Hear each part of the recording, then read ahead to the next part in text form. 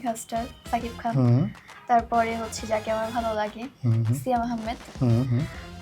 নিশু ভাইয়াকে আমার ভালো লাগে। সব কো আর্টিস্টের সাথেই তো আমার রিলেশনশিপ হয়েছে, হুম বাট এটা ক্যামেরা অন হুম হুম হুম। যখন ছিল অতটুকুই। আমি ব্যথা পাইছিলাম পায়ে, তখন কাঁদছিলাম। একদম বুঝি না, তখন মনে হয় আমাকে থাপ্পড় দিছিল। আচ্ছা। তো ওইটা আমি দেখি নাই, হুম। মানে মনেও নাই, শুনছি। But তারপরে খোটা দিই মাঝে মাঝে। তারপর কোটা হ্যাঁ, আমার মধ্যে অন্য কেউ চলে আসে। অন্য কেউ ভূত। আই ডোন্ট নো, বাট হচ্ছে আমার মনে হয় যে না, আমার মধ্যে আমি নাই, এখানে হুম। অন্য আরো একজন আছে, আচ্ছা। সে আমাকে কন্ট্রোল করতেছে।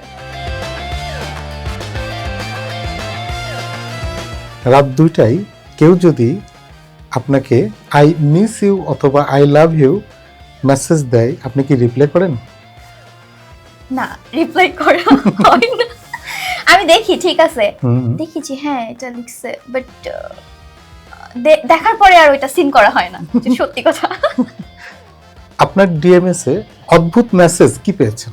অদ্ভুত মেসেজ আজ পর্যন্ত আমি পাই নাই। হুম সো কিছু কিছু মেসেজ আমি অনেক অনেক অনেক মানে কমন একটা মেসেজ, হুম হুম। যেটা হচ্ছে হাসি সুন্দর, এটা এরকমটা আমি শুনি মাঝে মাঝে, এটাই।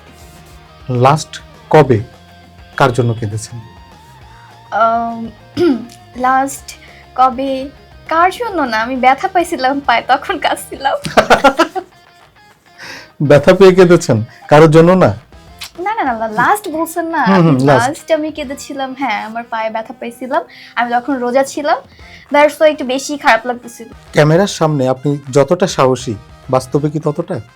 আই থিঙ্ক না, কারণ আমি ক্যামেরার সামনে একেবারে কনফিডেন্সলি যা স্পিডে থাকি, হুম। ইচ্ছা মতো বলি। তো অফিস কিনে আমার মনে হয় যে না, আমি একটু চুপচাপ থাকতে পছন্দ করি। তাই? আপনার ফ্যানদের সাথে ডেট করতে কি আপনি রাজি? অবভিয়াসলি, কারণ ফ্যান থাকলেই তো পাবলিসিটি বাড়ে। সো যারা আমাকে এত ভালোবাসে, হুম হুম। যারা আমাকে এত পছন্দ করে, তাদের সাথে ডেট করবো না? ইন্ডাস্ট্রিতে সব থেকে হ্যান্ডসাম কে? আমাদের ইন্ডাস্ট্রি তো সবাই মোটামুটি, মানে সবাই হ্যান্ডসাম, হুম হুম। কারো থেকে কেউ কম না। হুম হুম। আমি যদি সেরা 3জনের কথা বলি? সেরা 3 জনের বলতে অবভিয়াসলি আমাদের হচ্ছে মেগাস্টার সাকিব খান, হুম তারপরে হচ্ছে যাকে আমার ভালো লাগে হুম হুম। সিয়াম আহমেদ, হুম হুম।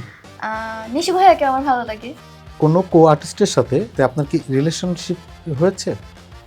হ্যাঁ, সব কো আর্টিস্টের সাথেই তো আমার রিলেশনশিপ হয়েছে, হুম বাট এটা ক্যামেরা অন হুম হুম হুম। যখন ছিল অতটুকুই। তারপরে আচ্ছা। ক্যামেরা অফ হওয়ার পরে আর কোনো রিলেশন এইভাবে নেই। হয় নাই। আচ্ছা। স্টারডম ধরে রাখতে কি কোনো ত্যাগ স্বীকার করতে হয়? আহ, না, এখন পর্যন্ত আমি ওইভাবে ফেস করি নাই। প্রতিদিন কতগুলো ইনবক্স আসে? ইনবক্স এটা গুনে রাখি না। কেউ কি বিয়ের প্রস্তাব নিয়ে সোজা আপনার বাসায় গিয়েছে? না, বাসায় যায়নি এখন পর্যন্ত, বাট এমনি আমাকে বলছে বিয়ে করবো, উইল ম্যারি মি, এটা সেটা, হুম। এটা তো অনেক শুনি, বাট বাসা পর্যন্ত এখন যায় নাই। বাসায় কি এখনো বাবা বকা দেয়? না, আমি এখন পর্যন্ত ওইভাবে বকা খাই নাই আমার আব্বুর কাছ থেকে। আমার একদম মানে এখনো মনে আছে, আমার আব্বু মনে হয় একদম ছোট সময়, যখন আমি একদম বুঝি না, তখন মনে হয় আমাকে থাপ্পড় দিছিল। আচ্ছা। তো ওইটা আমি দেখি নাই, হুম। মানে মনেও নাই, শুনছি। But তারপরে খোটা দিই মাঝে মাঝে। তারপর কোটা হ্যাঁ, রাগলে কেমন হন? রাগলে রাগলে আমার মনে হয় যে আমার মধ্যে অন্য কেউ চলে আসে। অন্য কেউ ভূত?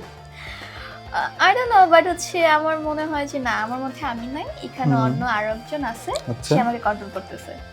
বাবা, তার মানে আপনি অনেক রাগী। মানুষ বলে। নিজের কোন অভ্যাসটা আপনি নিজেই পছন্দ করেন না? আমি হচ্ছে over positive, maybe, I think. আচ্ছা। এই অভ্যাসটা আমার ভালো লাগে না, বাট তারপর চলে আসে। যারা আপনাকে নিচে নামাতে চায়, তাদের উদ্দেশ্যে কি বার্তা দেবেন? হ্যাঁ, আমি বলবো যে তারা আমাকে নিচে নামান, গসিপ করুক, গসিপ করলেই তো আছে না, একটা কথা আছে না, যেমন প্রচারই প্রসার। হুম হুম। গায়ে মাখবেন না। না। আপনার কোনো কাজিন বা ফ্রেন্ড যে আপনাকে মনে মনে লাইক করে, আপনি বুঝেন ব্যাপারটা, কিন্তু কখনো সে আপনাকে সরাসরি বলে নাই। তো এরকম কোনো পার্সনকে আপনি এখন তাকে ফোন করে আপনি তাকে বলবেন যে আপনি তাকে লাইক করেন। আমরা আসলে দেখতে চাচ্ছি যে আসলে অনাকাঙ্ক্ষিত বিষয়টা পাওয়ার পরে আসলে তার ফিলিংসটা কেমন হয় আপনার কাছ থেকে আসলে। Okay let's go. Okay, phone দিতেই হবে। হ্যাঁ, ফোন দিতে হবে আজকে। লাউডে দিবেন।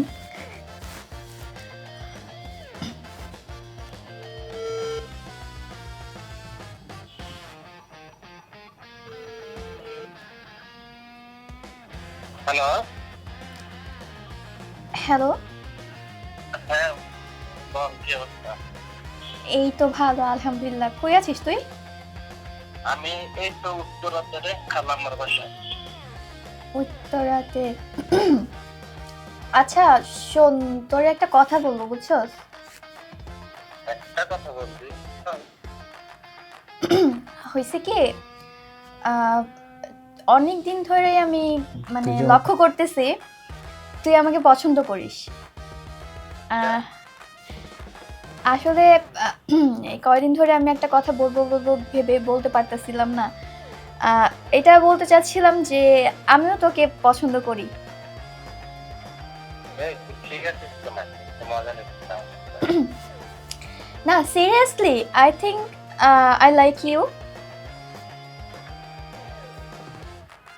হ্যালো। আচ্ছা শোন, স্টপ করে দিন। হ্যাঁ, এটাকে সিরিয়াস ভাবে নিস না, আমি একটা শোতে আছি, দ্যাটস ওয়াই।